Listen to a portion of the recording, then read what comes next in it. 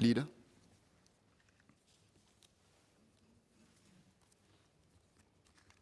Mr. Speaker, excuse me.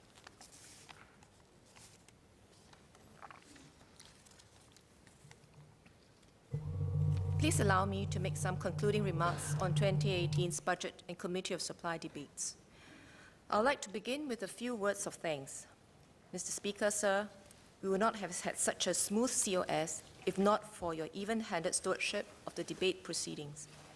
On behalf of all the members in this House, I wish to thank you and your deputies for presiding ably over the sessions and maintaining high standards for the proceedings. Our thanks also go to the Parliamentary Secretariat and support staff in this chamber, in the library, in the members' room, at the gate, for dedicated assistance, the translators who persevered along with us, as well as to all the officers from the ministries and agencies who have worked hard to support us from behind the benches. I would also extend my appreciation to the members of the media who have brought the debate to Singaporeans. The Minister for Finance said in his budget statement that Budget 2018 was about laying the foundation for our nation's future. Over the last 8 days, members in this House debated on what we can do, how we can do better to create a brighter future together. Budget 2018 outlines the steps we will take to prepare for a changing global economic landscape, rapid technological advances, and an aging population. These shifts present opportunities for growth, but also challenged the strength of our social compact. As we embrace globalization and technology to expand opportunities for our businesses, to transform industries and build deep capabilities, how do we ensure that we move forward together and leave no one behind?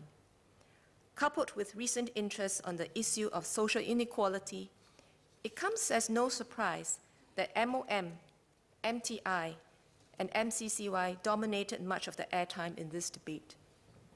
Members asked how we could support different segments of the workforce so that everyone has a place in the future economy, be it helping older workers and women, uplifting low-wage workers, or supporting freelancers and self-employed persons.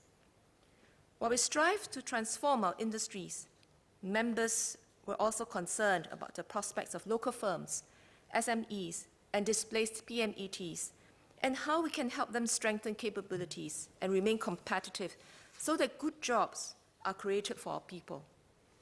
Members' questions for MCCY reflected their interest in the softer aspects of nation building.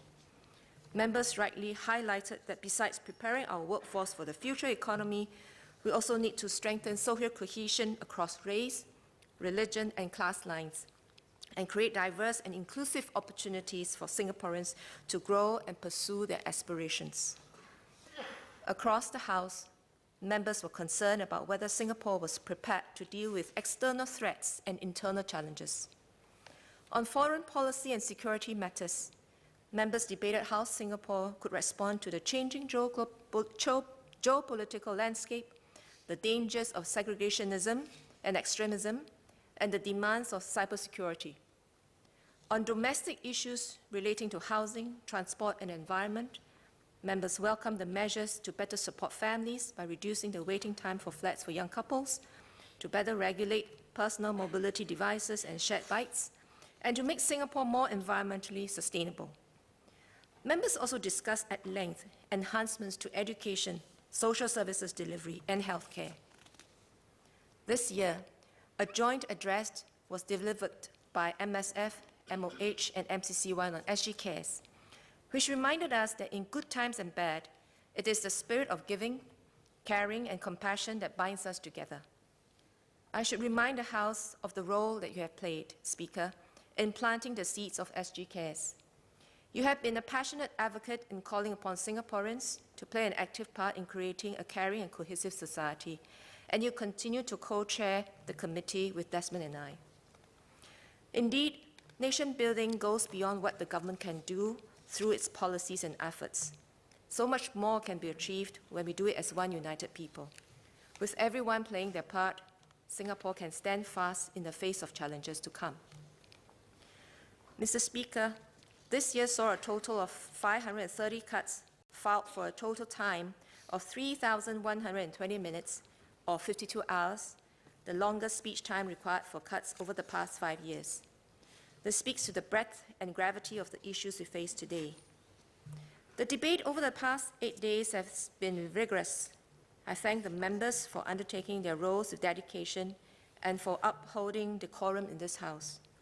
More importantly, MPs stayed true to speaking up for their residents, for our people. But beyond the figures and the measures we discussed, some members searched deep.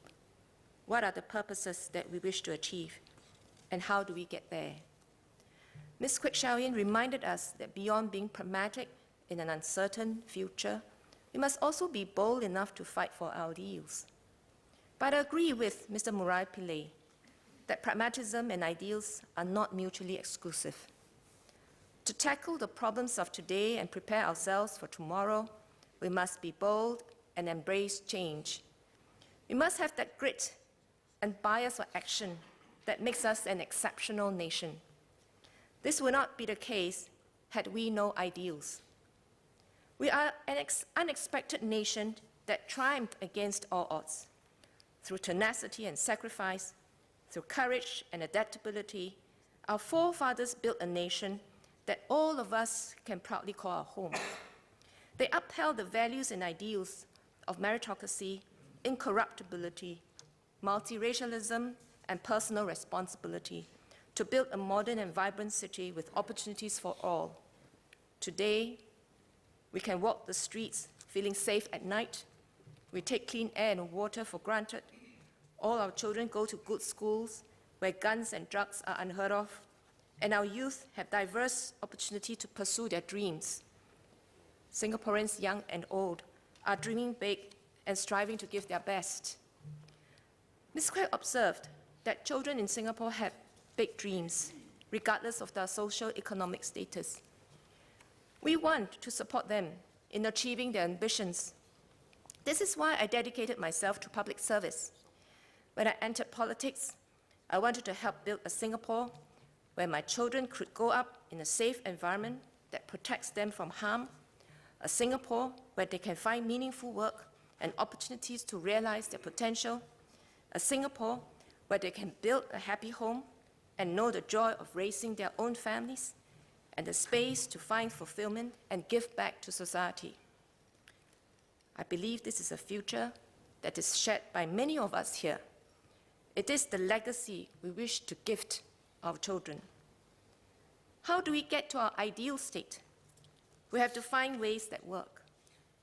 I know that we achieve this not by spoiling our children and giving them everything on a silver platter, not by disregarding how race and religion continue to define us, even though meritocracy means we have equal opportunity, and not by promising our children equal outcomes regardless of effort.